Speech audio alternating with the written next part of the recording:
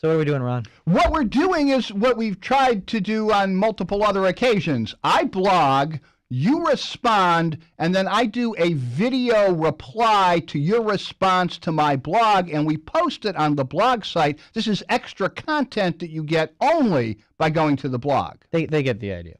So You wanted to know what we were doing. It's true. You told us. We're on point here. So you want to give me an entry? Alien Uselix, which sounds like a bad breakfast cereal, says he, referring to Colin Powell, was being a good soldier by not speaking out, but he's not a soldier anymore.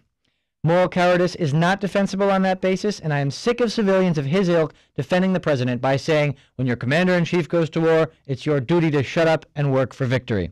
You are not a soldier. I am not a soldier, and it's not unpatriotic to say that I look upon our generation of warfare in Iraq as a series of crimes against humanity, and Colin Powell was a participant in some of those crimes throughout the history of this atrocity.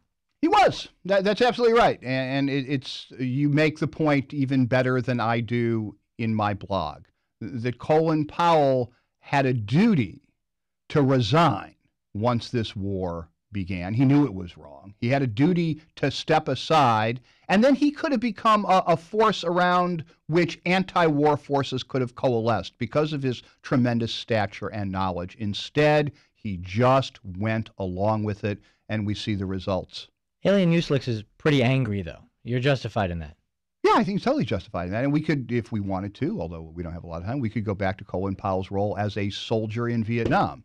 I mean, again, when do you say no when you're being ordered or told to do things that are profoundly immoral? At what point do you stand up and say no? Okay, maybe you don't do it as lieutenant in Vietnam. William Calley certainly didn't. Shame on you.